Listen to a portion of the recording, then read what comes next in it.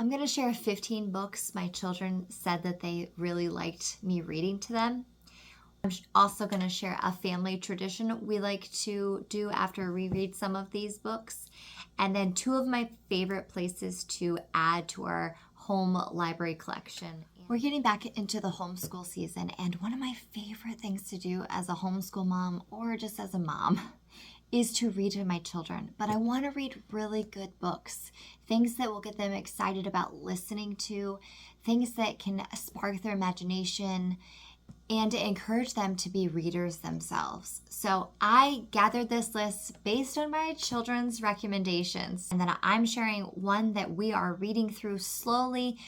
It's a story that has money lessons within it.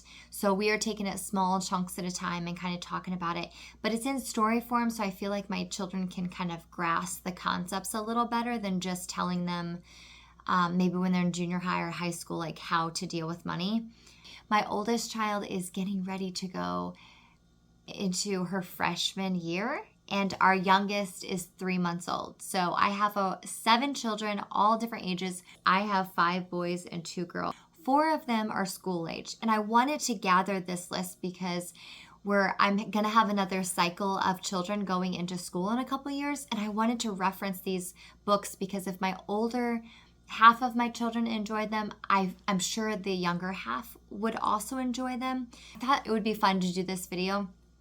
I'm always looking for good books. Okay, I thought would be. The first book is The Lost Rainforest, and this is a book that they have actually requested the second book be on our reading list this year, but it is about magical animals that have powers, and they all have to come together to fight off an evil entity. So it was pretty good. It kept the kids interested, and my children love animals, so anything with the animal story is pretty much a win on their book. But the second book is on our list to read, so I'd say that's a definite winner. The next is As Brave as You, and we actually just finished this book, and it's throughout funny. If you have boys, it's hilarious. We were laughing on the second page talking about flinging poop, so it would be a good thing to flip through and see if you're interested. But these 2 boys go to live with their grandparents for a couple weeks while their parents go on vacation. It's a fun story, lots of laughs. It was a good one. And who doesn't love Laura Ingalls Wilder?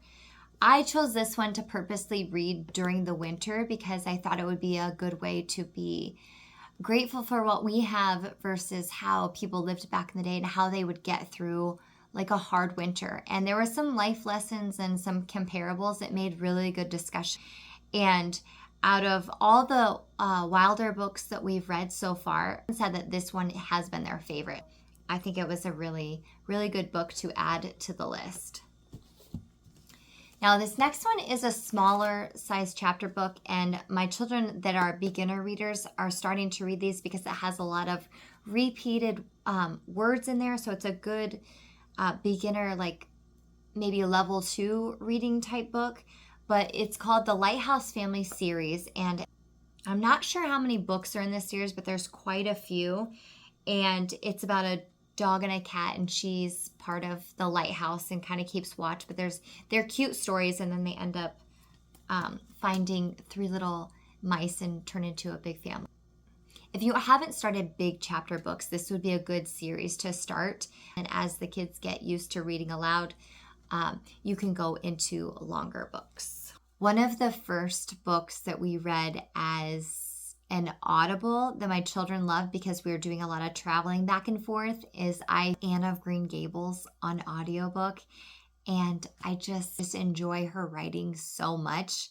Good. And it's another one we really looked forward to watching movies after reading the books, but that one is pretty high up on the list. Probably Anne of Green Gables, The Evolution of Calpurnia Tate, and Green Glasshouse, I would say are really our top 3 that the children loved, and that I enjoyed also reading as an adult. So, and none of these stories I had read, so it just made it that much more interesting for me to read to the children. So The Tale of Despereaux was also a book on our list that we haven't added to our library, but it's a really good little mouse book, adventurous. The next one brings me to our tradition. So if we know that there's a movie available to watch, we always try to read the book first, and then we will sit down and have a popcorn movie day where we watch the movie and then we discuss the book versus the movie, what we liked, what we didn't like. And actually, a couple of the children said some of their favorite parts in the book weren't actually in the movie, and that was a little bit of disappointing. But I think they all voted that they preferred the story to the movie, which I think is funny. And it also gave us the discussion about how lots of movies are actually based on books. It instilled that sometimes reading the books are actually better than watching movies. So this was a great one to add to our collection. I'm so glad that we actually read this book. Next is The Evolution of Calpurnia Tate, and this has a scientific type touch to it.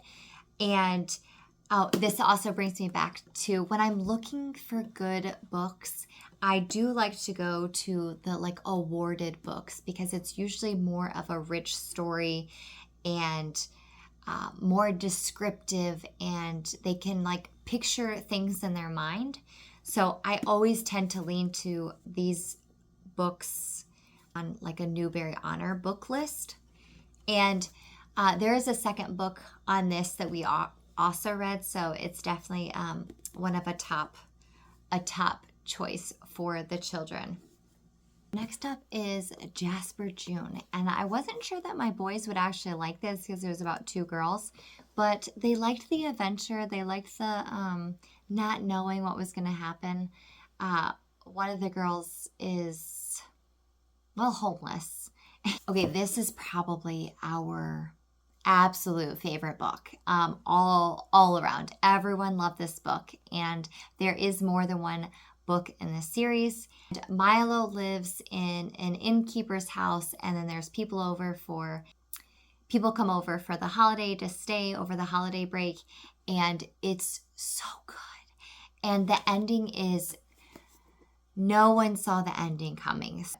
Super, super good book.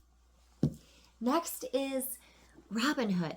So I've always heard, we all know the story of Robin Hood. Honestly, I don't think I'd actually ever read it, but especially my boys, they loved this story, and it kept everyone pretty entertained. And we did have to stop to talk about certain words because the wording is different. Classic story, especially the boys enjoyed. And which leads me to another classic story that all of my children liked was Black Beauty. I wasn't so sure that the children would enjoy the movie of Black Beauty because most of the Black Beauty movies are older and black and white, but they enjoyed it. One of the books that I don't have is, we all know the classic book of Narnia, The Lion, the Witch, and the Wardrobe. We backed up and started with The Magician's Nephew. We read a lot of those books in the series, and The Magician's Nephew, which was written later, but it was kind of like the prequel to The Lion, the Witch, and the Wardrobe, was super, super good. So I know everyone reaches for The Lion, the Witch, and the Wardrobe, but all of those books in this series are really good. Very vividly written that the children could, color pictures, or very adventurous, very entertaining, very engaging. Heidi was another really good book that we read a really long time ago, and the kids still talk about reading it and how they enjoyed it.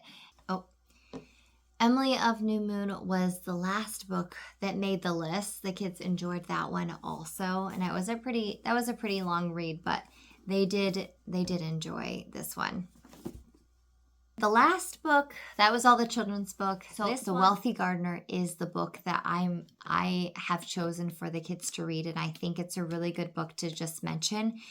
It's about financial literacy, but it's in story form. It's easier to grasp the concepts a little bit, like real world experience. So I I bought this book because I'm going to require it for my high schoolers to read, like junior and senior year, before they move out on their own. Because I think it's just a good book of knowledge that maybe my husband and I wish that we would have had it as younger, and we would have found a little bit sooner. So, the two places I like to add books to our own home library is one is the summer reading program through our local library. The kids usually get three tiers. They get a gift and then they get two books. And what I require is that I am tasked to approve their book choice, especially the last couple of years. There have been some questionable books available for them to choose, but one of them they get to choose if they want a Spider-Man book, if they want a comic book, it's fine as long as it's approved by me. And then the second book, I choose a book to add to our collection because I know that they'll be reread and reread over the years. And then the other place I get books from is thrift books. And if you don't know what, think of thrift books as like a secondhand store. They get some of our books have come from like libraries that they are taking out of circulation. Sometimes it's just maybe someone donated books, but most of our books that I've gotten from thrift books have been in really, really great shape. I have never been disappointed with any of my orders from thrift books. It's just an economical way to build our own home library. And sometimes there's a refer a friend, you both get a book. Sometimes it's 10% off. There's different things. So whenever you're seeing this, there could be a different promotion going on, but I'll leave the link to thrift books in the description.